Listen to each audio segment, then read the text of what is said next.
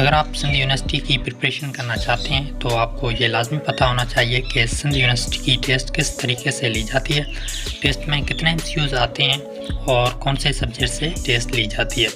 तो आज हम इस वीडियो में सिंध यूनिवर्सिटी के टेस्ट पैटर्न के बारे में डिस्कस करेंगे। वीडियो स्टार्ट करने से पहले मेरी आप सबसे एक छोटी सी रिक्वेस्ट है कि मेरे चैनल को ज़रूर सब्सक्राइब कर दें ताकि सिंध यूनिवर्सिटी से रिलेटेड कोई भी वीडियो आए वो सबसे पहले आप तक पहुँच सके। विदाउट वेस्टिंग एनी टाइम अब हम वीडियो को स्टार्ट करते हैं। सिंध यूनिवर्सिटी की टेस्ट में टोटल 100 एमसीक्यूज़ आते हैं और टोटल 5 सब्जेक्ट से टेस्ट ली जाती है।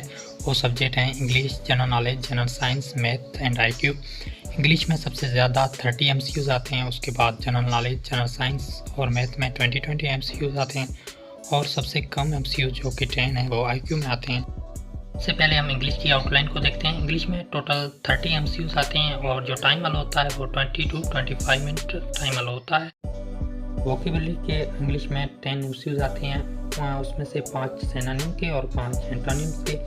उसके बाद correct spelling of the given words, इसमें ये होता है कि आपको 4 ऑप्शन दिए जाते हैं, उसमें से 3 अनकरेक्ट होती हैं, मतलब उसकी स्पेलिंग गलत होती है और एक करेक्ट होता है, तो आपको वही करेक्ट ऑप्शन सेलेक्ट करना होगा, उसको ही करेक्ट स्पेलिंग कहा जाता है। उसके बाद डायरेक्ट एंड इनडायरेक्ट के 5 एमसीक्यूज़ आते हैं।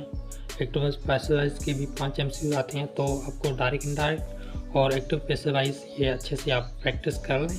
उसके बाद प्रीपोजिशन के भी 5 एमसीक्यूज़ आते हैं। अब हम दूसरा पार्ट जो कि जनरल नॉलेज का है, अब हम उसकी आउटलाइन को देखते हैं।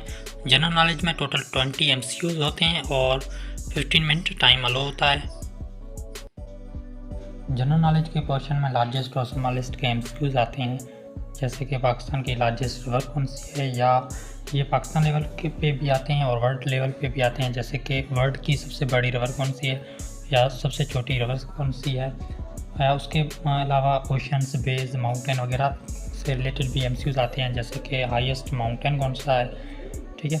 उसके बाद कैपिटल और करेंसी, इसमें 1 या 2 एवरी ईयर एमसीक्यूज़ आते ही आते हैं, जैसे कि बांग्लादेश की करेंसी क्या है या श्रीलंका का कैपिटल क्या है, ठीक है। उसके बाद इवेंट एंड सब कॉन्टिनेंट, जैसे कि बरसगीर में जो भी इवेंट हुए हैं उससे रिलेटेड एमसीक्यूज़ आते हैं। ऑफिशियल लैंग्वेज ऑफ कंट्रीज़, जैसे इसमें भी एक एमसीक्यूज़ आता है, जैसे कि ईरान की ऑफिशियल लैंग्वेज क्या है।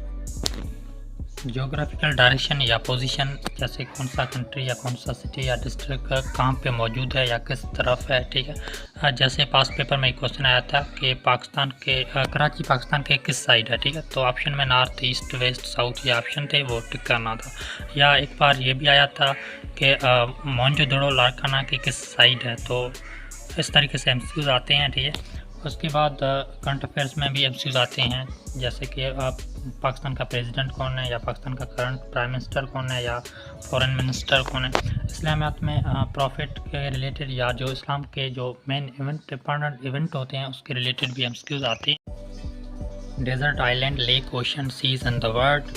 उसके बाद valleys and river in Pakistan, जैसे कि पाकिस्तान की सबसे बड़ी वैली कौन सी है, कागन वैली कहाँ पे है, पाकिस्तान की खूबसूरत वैली कौन सी है, इस तरीके से एमसीक्यूज़ आता है। उसके बाद बुक्स एंड देयर ऑथर्स, जैसे कि डॉटर ऑफ ईस्ट बुक किसने लिखा है और बांगीदरा बुक किसका लिखा हुआ है। श्राइन, टॉम्ब्स, ग्रेव, लोकेशन, उनकी लोकेशन कहाँ पे है। लैंडलॉक्ड कंट्रीज़, जैसे कि दुनिया के में टोटल कितने लैंडलॉक्ड कंट्रीज़ हैं, सबसे बड़ा लैंडलॉक्ड कंट्रीज़ कौन सा है। Birth and death dates of great personalities, जो भी ग्रेट पर्सनैलिटीज़ है उनकी डेथ या बर्थ डेट कौन सी है, जैसे कि अल्लामा इकबाल कब पैदा हुए या उनकी डेथ डेट क्या है, कायद की बर्थ डेट क्या है, इस तरीके से एमसीक्यूज़ आता है। उसके बाद लास्ट में एब्रीवेशन मतलब फुल फॉर्म, ये भी इनमें से।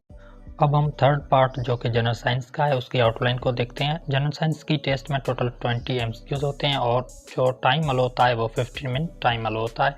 इसकी आउटलाइन की बात करें तो इसमें यूनिवर्सल और प्लानिट इन्फॉर्मेशन के रिलेटेड क्वेश्चन आते हैं, जैसे कि सबसे बड़ा प्लानिट कौन सा है, सबसे फास्टेस्ट प्लानिट कौन सा है या स्मॉलेस्ट प्लानिट कौन सा है, इस तरीके से एमसीक्यू आता है। उसके बाद यूनिट, जैसे कि मास का यूनिट कौन सा है, लेंथ का यूनिट कौन सा है, टाइम का यूनिट कौन सा है, उसके बाद केमिकल सिंबल्स एंड फार्मूला, जैसे कि वाटर का फार्मूला क्या है, सल्फ्यूरिक एसिड का फार्मूला क्या है, human body fact, temperature, true और false statement, some basic knowledge of animals, scientific instrument, जैसे कि प्रेशर को मेयर करने का यूनिट कौन सा है, ब्लड प्रेशर को मेयर करने का यूनिट कौन सा है, प्योरिटी ऑफ मिल्क को मेयर करने का यूनिट कौन सा है।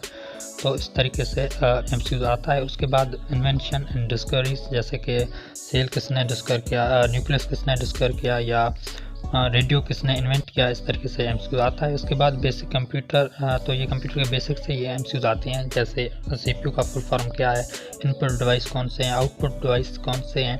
उसके बाद मेजरमेंट यूनिट, उसके बाद विटामिन के एमसीक्यूज बहुत आते हैं, जैसे कि नाइट ब्लाइंडनेस किस विटामिन की डेफिशिएंसी की वजह से होती है, विटामिन बी की डेफिशिएंसी की वजह से क्या होता है।